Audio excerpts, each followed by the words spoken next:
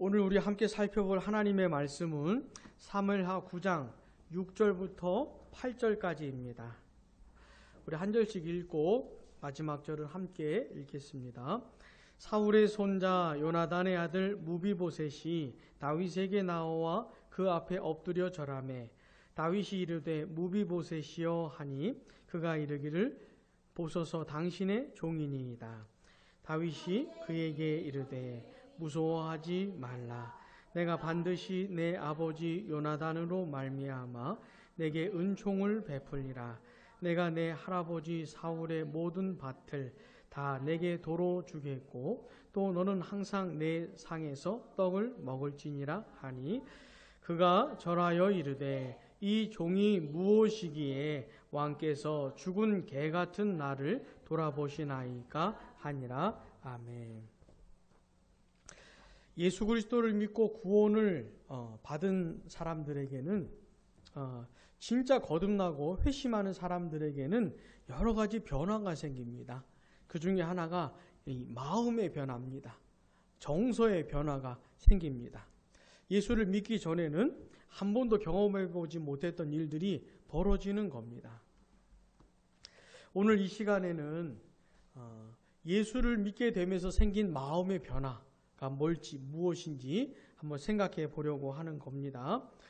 우리가 오늘 함께 읽은 이 본문의 배경이 되는 내용을 먼저 봐야 되는데, 출애굽기 19장 이후를 보면은 하나님과 이스라엘 백성들이 언약을 맺습니다.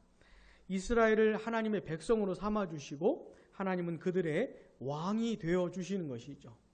이제 하나님께서는 그들의 왕이 되어주셔서 왕으로서 그들을 통치하시고 다스리시고 보호하시고 지켜주시기를 원하시는 겁니다. 이 세상 모든 민족들 중에 오직 이스라엘만 누릴 수 있는 특권입니다. 다른 민족들은 하나님을 그런 식으로 대할 수가 없어요. 하나님이 그런 식으로 대해 주시지 않습니다. 오직 이스라엘만 그러는 것이죠. 그렇다면 이스라엘이 그 특권을 이해하고 이스라엘이 존재하는 모든 시간 동안에 왕이신 하나님을 섬기면서 살았으면 좋았을 텐데, 나중에 이스라엘 백성들이 하나님께 무슨 요구를 하냐면 다른 나라들처럼 다른 민족들처럼 인간 왕을 세워달라는 요구를 합니다.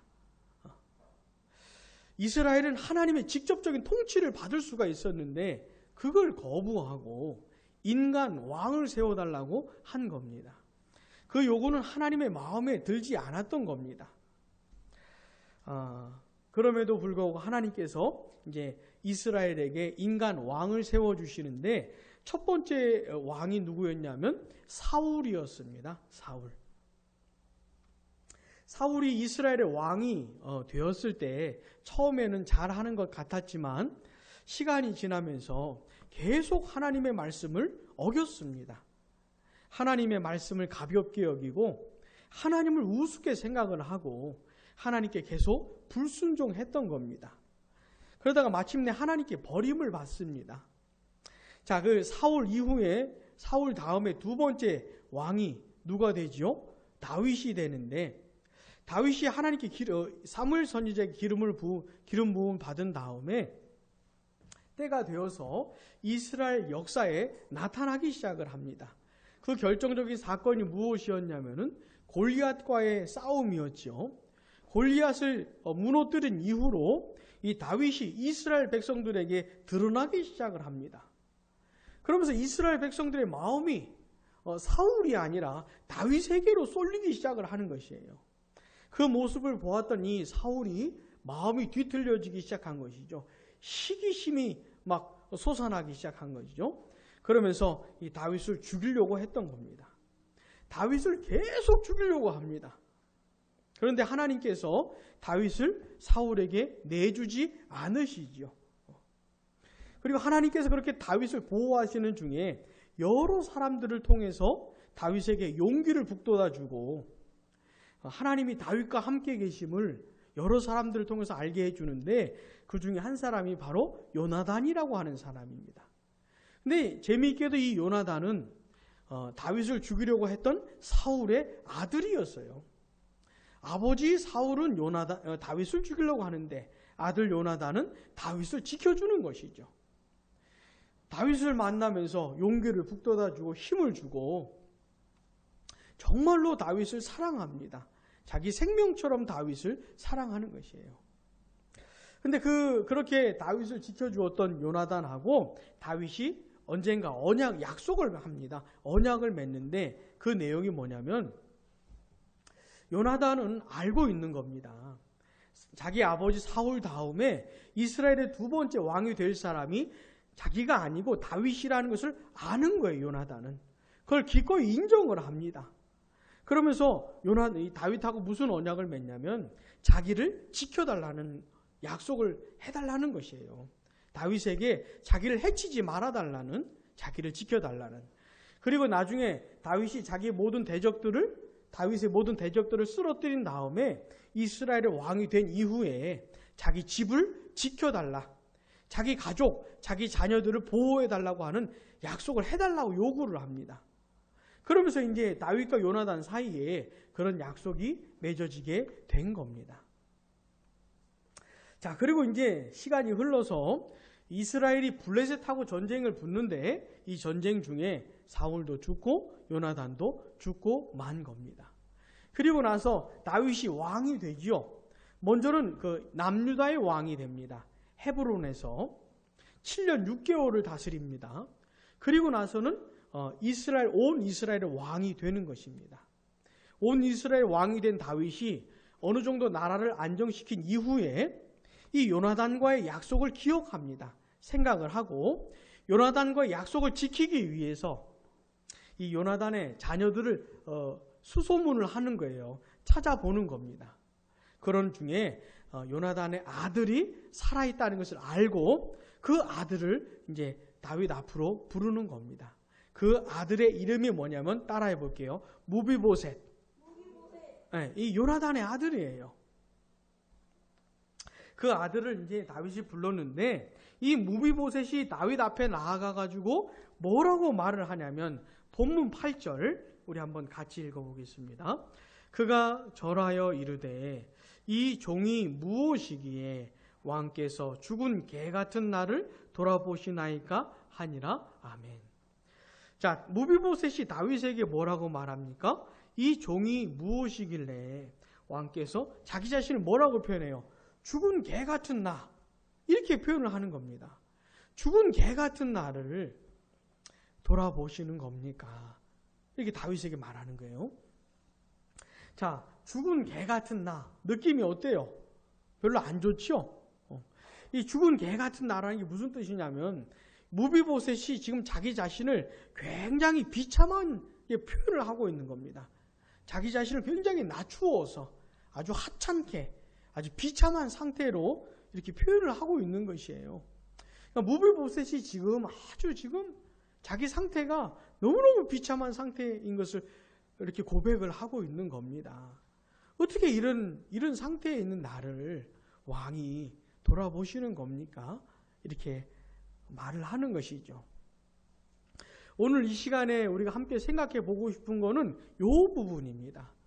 도대체 왜 무비보셋이 다윗 앞에 나아가가지고 이런 식으로 말을 했을까? 왜 자기 자신을 가리켜서 죽은 개 같은 나라고 말을 했을까? 요걸 좀 생각해 보려고 하는 겁니다. 먼저는 이 무비보셋이 자기 자신이 실제로 이런 비참한 상태에 있는 겁니다. 자, 이 무비보셋의 할아버지 이름이 뭡니까? 사울이었잖아요. 사울이 다윗에게 어떻게 했습니까? 계속 죽이려고 했거든요. 계속 다윗을 잡아 죽이려고 했던 것이었는데 그 사울이 자기 할아버지예요. 자, 이 무비보셋의 입장에 생각해 볼 때는 얼마나 무섭겠습니까? 할아버지 이 사울이 그렇게 죽이려고 했던 다윗이 왕이 되었으니 그리고 이 다윗의 권세가 점점 강해지고 있거든요. 그러니까 무비보셋의 입장에서는 얼마나 무섭겠어요. 자기는 죽임당할 만한 이유가 충분히 되는 겁니다. 다윗이 마음만 먹으면 얼마든지 죽일 수 있는 것이에요. 무비보셋이 얼마나 무섭겠습니까? 그래서 이제 다윗이 무비보셋을 불렀을 때도 벌벌 떨면서 나간 거예요. 무서워하면서 나간 겁니다. 그래가지고 본문 7절 앞부분 보시면 다윗이 그에게 이르되, 무비보셋에게 처음 말을 하는 겁니다. 자, 무비보셋이 다윗에게 나와왔어요. 그 무비보셋을 쳐다보면서 다윗이 처음으로 던진 말이 뭡니까? 무서워하지 마라. 왜요? 지금 무서워하고 있는 거예요. 무섭지요. 두렵지요. 그러니까 다윗이 마음만 먹으면 죽일 수가 있기 때문에 벌벌 떨고 있는 겁니다. 지금 무비보셋이. 그런 그를 향해서 다윗이 뭐라고 말합니까? 무서워하지 말아라. 왜요? 죽일 생각으로 부른 것이 아니기 때문에 무서워하지 말라고 하는 겁니다. 자, 지금 무비보셋은 아주 비참한 상황에 있는 거예요. 지금 언제 죽을지 모르는 그런 상황이 있는 겁니다. 또 이 무비보셋이 5살 때 아주 끔찍한 일이 벌어지는데, 무슨 일이냐면, 이 무비보셋이 5살 때 무슨 일이 있었냐면, 사울이 죽고 요나단이 죽는, 할아버지와 아버지가 죽는 그런 일이 벌어져요. 나이 5살 때. 그 소식을 듣고 무비보셋이 도망을 치는데, 이 무비보셋을 안고 유모가 도망을 치다가, 너무 급하게 도망을 치다가 그만 떨어뜨리고 맙니다. 그래 떨어져가지고 두 다리를 다쳐요. 그때부터 두 다리를 다쳐가지고 걷지를 못합니다. 두 다리를 다 절게 되는 그런 상태가 된 겁니다. 걷지도 못해요. 뛰지도 못해요. 5살 때부터 걷지도 못하고 뛰지도 못하는 상황이었으니까 이 무비보셋의 마음이 얼마나 힘들었겠어요. 그 힘든 세월을 굉장히 오랫동안 보냈던 겁니다. 무비보셋이. 얼마나 마음이 가라앉았겠습니까? 그래서 이 무비보셋이 이렇게 말하는 거예요. 죽은 개 같은 나라고. 근데 그런 죽은 개 같은 이 무비보셋을 다윗이 불러가지고 뭐 하냐면 엄청난 은혜를 베풉니다. 자, 본문 7절 다 같이 한번 읽어보겠습니다.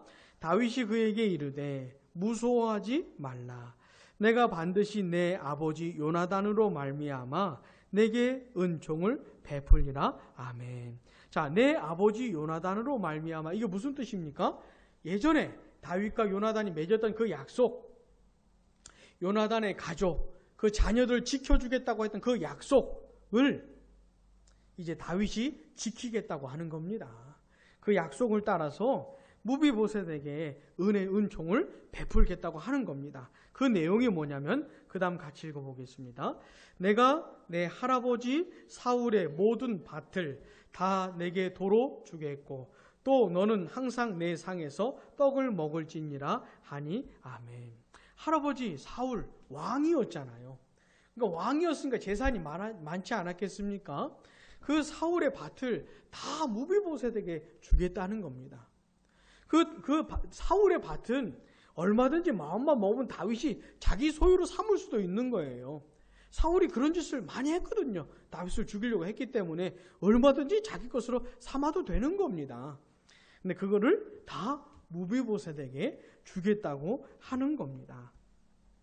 자, 게다가 사무엘하 9장 9절 10절 또 우리 한번 같이 읽어보겠습니다.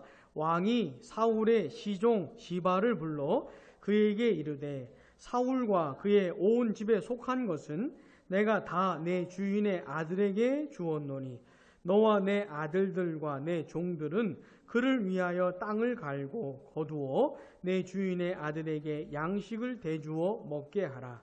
그러나 내 주인의 아들 무비보셋은 항상 내 상에서 떡을 먹으리라 하니라. 시바는 아들이 15명이요 종이 20명이라. 아멘. 11절 그 마지막에도 보시면 무비보셋은 왕자 중 하나처럼 왕의 상에서 먹으니라, 이렇게 말씀을 하고 있습니다.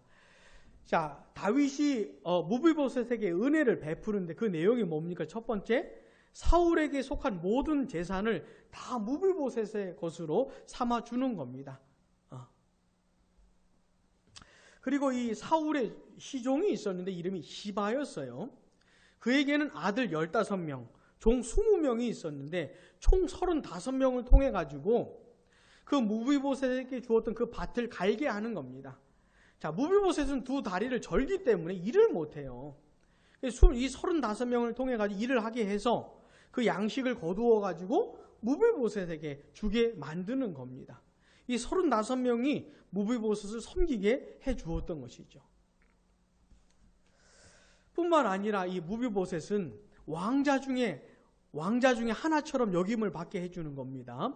왕의 자리에, 왕의 그 식탁에 초대를 해가지고 거기서 왕자들처럼 함께 왕하고 식사를 할 수 있는 특권을 허락해 주는 것이죠. 자, 이런 말을 하니까 다윗이 이런 무비보셋의 입장에서는 자기는 죽을 줄 알았던 겁니다. 이제 죽었구나 하는 마음으로 다윗에게 왔는데 죽이지 않을 뿐만 아니라 이런 놀라운 은혜를 베풀어 주고 있는 겁니다. 그러니까 무비보셋이 이렇게 말하는 겁니다. 왕께서 어떻게 이런 죽은 개 같은 나를 어떻게 이렇게 돌아보시는 겁니까? 자기 자신은 너무너무 비참한데 다윗이 베풀어주는 은혜는 너무 커가지고 이렇게 겸손하고 또 감사한 마음으로 이렇게 고백을 하는 것이죠. 사랑하는 여러분, 다윗 앞에 고백했던 이 무비보셋의 마음이 어떤 것인지를 곰곰이 묵상해 보시기 바랍니다. 얼마나 고마웠을까, 이 무비보셋이. 그죠? 얼마나 감사했을까. 다윗을 향했던 무비보셋의 마음이 도대체 어떠했을까 곰곰이 생각해 보시기를 바랍니다. 자, 그런데 이 무비보셋의 마음과 같은 정서가 예수를 믿는 사람들에게도 동일하게 생기는 것이에요. 말만 바꾸어 보면 어떻게 이 죽은 개 같은 나를 하나님께서 이렇게 돌아보시는 겁니까? 이런 동일한 고백을 하나님께 할 수 있게 되는 사람들이 예수 믿는 사람들인 것이에요. 진짜 거듭나고 회심하는 사람들에게는 이런 똑같은 정서가 생깁니다. 자기 자신을 가리켜서 죽은 개 같다고 표현할 수가 있는 것이에요. 너무너무 비참한 나를 어떻게 하나님께서 이런 놀라운 은혜를 나에게 베풀어 주시는 겁니까? 라고 고백을 할 수가 있게 되는 거예요. 이거는 세상 사람들은 도무지 이게 무슨 내용인지 알 수가 없어요. 이런 게 도대체 뭔지 정서적으로 경험할 수가 없는 겁니다. 근데 예수 믿는 사람들은 이걸 다 고백을 해요. 거듭나고 회심하면서. 왜 그런가 하면 첫 번째는 자기 자신의 비참한 상태를 발견합니다. 자기 자신이 얼마나 비참한 죄인인지를 발견하게 돼요. 자기의 본성을 보게 됩니다. 아주 부패하고 썩어버린 이 본성을 보게 돼요. 자기 마음에 하나님은 없고 하나님을 사랑하고 하나님께 순종하고 싶고 하나님의 영광을 위해 살고 싶은 마음이 없다는 것을 발견합니다. 자기의 본성이 철저하게 자기 중심적인 것을 발견해요. 자기밖에 없다는 것을 발견해요. 자기 멋대로 살고 싶고 하나님은 상관없이 자기 뜻대로 살고 싶은 대로 살고 싶은 그거밖에 없는 것을 발견합니다. 하나님께서 그토록 싫어하시고 혐오하시는 죄를 기뻐하고 하나님이 원하시는 길이 아닌 다른 길, 이 죄의 길을 기뻐하고 죄 짓기를 좋아하는 그런 자기 자신을 발견하는 것이에요. 그리고 그런 본성을 따라서 하나님 앞에서 지었던 수많은 죄, 도대체 얼마나 죄를 많이 지었는지 그런 것들을 깨닫게 되는 겁니다. 그러면서 자기 자신이 얼마나 비참한 죄인인지, 이 죄인이 하나님 앞에서 그 거룩하시고 의로우신 하나님 앞에서 무시무시한 심판을 받아 마땅한 죄인인 것을 알게 되는 것이죠. 그 거룩하신 하나님의 무시무시한 진노, 영원한 형벌, 지옥의 고통, 이런 것들을 받아 마땅한 것이라는 걸 알게 되면서 무서운 거예요. 하나님이 이 무비보셋이 다윗 앞에 나갈 때 벌벌 떨었던 것처럼 그거하고는 상상도 할 수 없이 비교도 안 될 정도의 두려움을 느끼는 것이죠. 이 사람이 내가 그러면서 이런 고백을 할 수 있는 겁니다. 하게 되는 겁니다. 죽은 개 같은 나라고 말할 수 있는 것이죠. 근데 그런 죄인인 나에게, 우리에게 하나님 베풀어 주신 은혜가 얼마나 큰지도 알게 되는 겁니다. 하나밖에 없는 그 아들을 이 세상에 보내어 주셔서 그 아들을 나 대신 고난당하게 하시고 십자가에서 못 박아 죽게 하시면서 나 대신 그 아들에게 하나님의 진노와 심판과 저주와 형벌을 다 쏟아 부으셨다는 것을 알게 되는 것이죠. 그 아들을 그렇게 처절하게 죽이시면서 내 모든 죄를 씻어주시고 모든 죄를 용서해 주시고 자기의 본성의 죄뿐만 아니라 자신이 지었던 수만 가지 그 죄들을 다 해결해 주셨다는 것을 알게 되는 겁니다.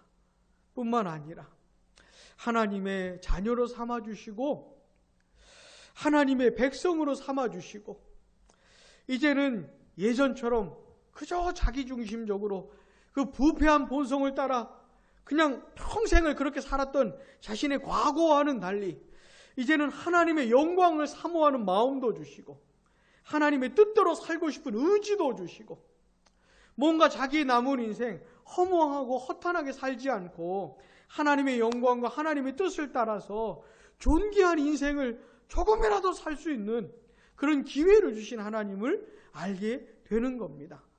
자, 그런 하나님의 엄청난 은혜를 알게 되는 것이에요. 그러면서 뭐라고 하는 겁니까? 내가 얼마나 비참한 죄인인데 도대체 하나님께서 이런 나에게 그런 놀라운 은혜를 베풀어 주시는 겁니까 도대체? 라고 고백을 하게 되는 것이죠. 자, 이런 정서를 알게 되는 겁니다. 이런 특별한 정서를 경험하게 되는 것이에요. 거듭나고 회심하면서. 그러니까 예수를 믿는 사람들은 다 그렇습니다. 이런 정서가 뭔지를 모르면서 예수 믿는 건 없어요. 그러니까 예수 믿는 거는 나 예수 믿겠습니다, 나 예수님 믿습니다 이렇게 말하는 문제가 아니고 심령의 변화가 같이 일어나는 겁니다. 마음의 변화, 정서의 변화가 반드시 일어나게 되어 있어요. 성령께서 반드시 그렇게 역사하게 되어 있습니다. 그러면서 예수 믿는다고 고백도 하는 것이죠.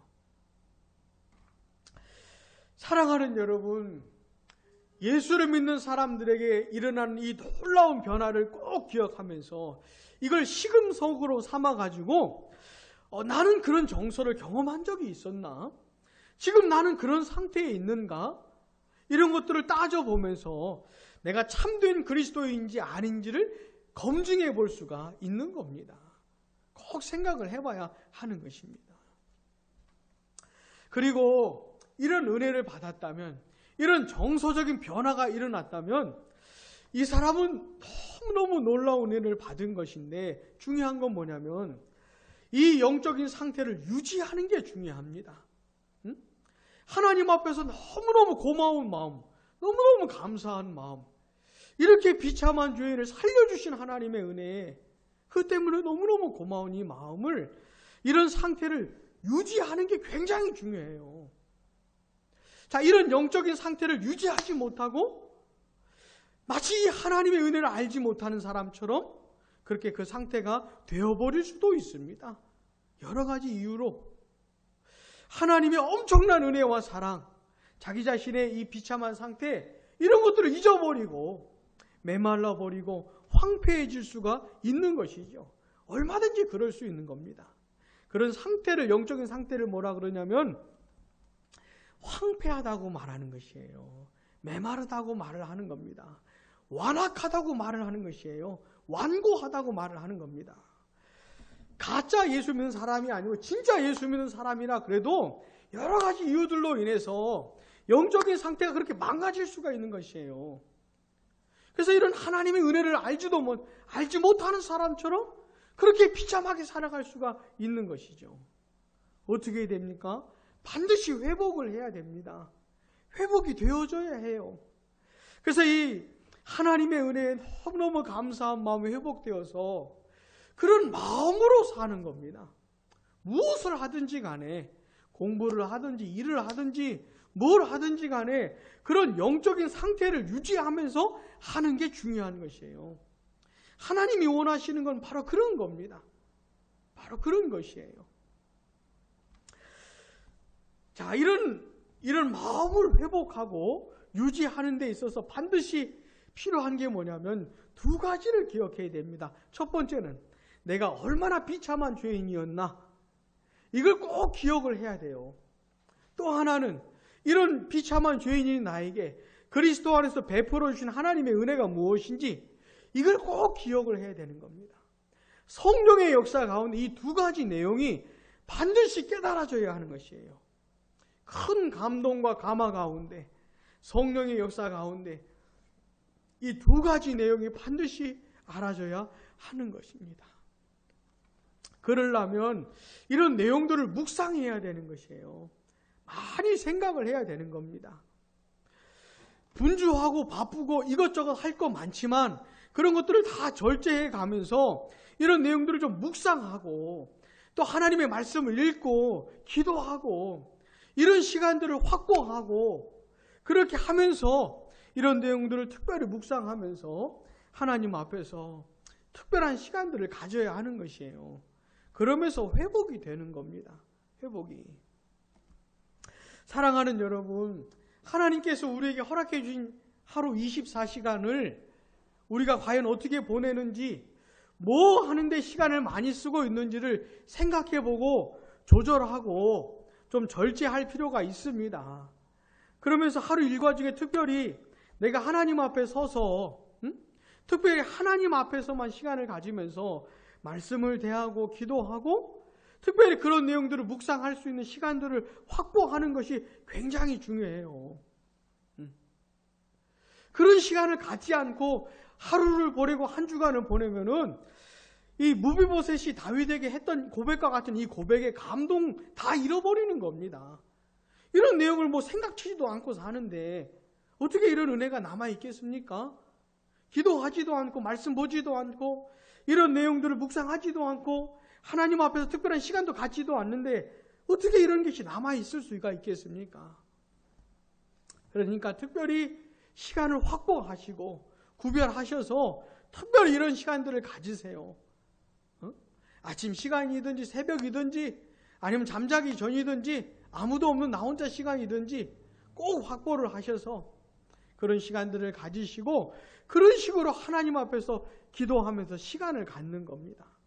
하나님께서 그런 시간들을 통해서 은혜를 베풀어 주시고 우리의 마음을 되살려 주시고 내가 받은 하나님의 놀라운 은혜를 기억나게 해주시고 우리의 마음을 살려주실 겁니다. 이런 예수 믿는 사람들에게만 있는 이 특별한 정서 다시 회복시켜 주실 겁니다. 그런 마음의 상태를 은혜로운 심령이라고 하는 것이에요. 그런 상태를. 하나님은 그런 심령을 굉장히 기뻐하십니다. 그런 상한 마음을 가지고 사는 사람들을 굉장히 기뻐하세요. 부디 우리가 그런 상한 심령, 하나님 앞에서 겸손한 마음, 너무너무 감사한 마음을 유지하면서 우리에게 주어진 삶들을 살아낼 수 있기를 간절히 바랍니다. 기도하겠습니다.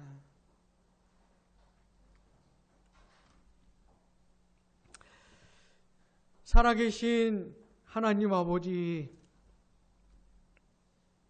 은혜를 구합니다. 예수 그리스도 안에서 베풀어 주신 하나님의 은혜가 얼마나 놀라운 것인지 깨닫게 해주시고 알게 해주시고 또 그 은혜에 감격하고 감사해 살게 해주시니 감사를 드립니다. 그러나 하나님께서 허락해 주신 그 특별하고 놀라운 영적인 상태를 저희들이 유지하기를 원합니다. 매일매일 하나님 앞에서 기도하는 시간을 확보하게 해주시고 도대체 하나님께서 우리에게 베풀어 주신 그 은혜가 무엇인지 기억하고 묵상하고 말씀 읽고 기도하는 하나님 앞에서 특별한 시간을 확보할 수 있도록 도와주시고 이 시간에 저희들이 말씀을 읽고 기도할 때 하나님의 성령을 부어주시고 특별한 은혜를 베풀어 주시기 원합니다. 그래서 우리의 마음이 완고해지지 않도록 완악해지고 강팍해지지 않도록 역사해 주시고 그 하나님 앞에 특별한 마음으로 저에게 주어진 일과들을 일상들을 감당해낼 수 있도록 하나님께서 역사해 주시길 간절히 원합니다. 하나님 아버지, 이번 주에도 저희들에게 이 귀한 한 주간을 허락해 주시는데 저희들에게 주어지는 많은 일과들 하나님 앞에 특별한 마음을 가지고 다 감당해낼 수 있도록 도와주시되 하나님의 은혜에 감사해서 일하게 해주시고 공부하게 해주시고 그 은혜에 감사해서 모든 것들을 감당해낼 수 있도록 도와주시길 원합니다. 우리 사랑하는 모든 성도들을 기억해 주시고 가정에서, 학교에서, 또 일터에서 하나님 능력으로 붙들어 주시기를 간절히 원합니다. 저희들이 하나님의 영광을 위해서 온 힘을 다해 한 주간을 살아내게 해주시고 하나님의 도우심으로 많은 열매 맺는 한 주간 될 수 있도록 역사해 주시길 원합니다. 예수님의 이름으로 기도드립니다. 아멘. 우리 다 같이 일어나셔서 찬송가 341장 찬양하겠습니다.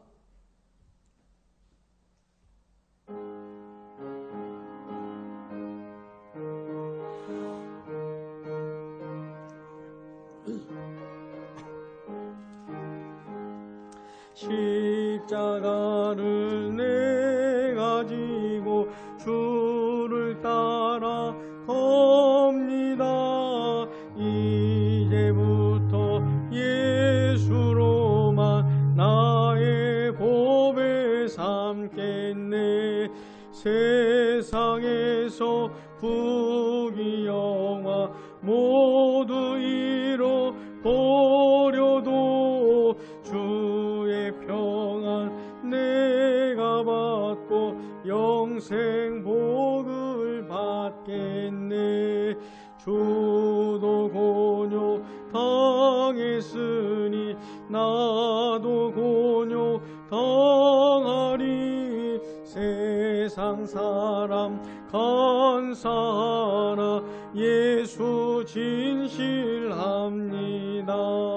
예수 나를 사랑하사 빛난 얼굴 보이면 원수들이 미워해도 염려할 것 없겠네. 내가 핍박 당할 때에 주의 품에 얹기고 세상 고초 당할수록 많은 위로 받겠네. 주가 주신 기쁨 외에 기뻐할 것 무엇냐. 주가 나를 아니 기뻐할 것뿐일세. 아멘. 주 예수 그리스도의 은혜와 하나님의 사랑과 성령의 교통하심이 말할 수 없는 하나님의 은혜에 감격하고 감사해서 남은 인생 다 하나님께 드리기 원하는 우리 사랑하는 모든 성도들과 영원히 함께 있을지어다. 아멘.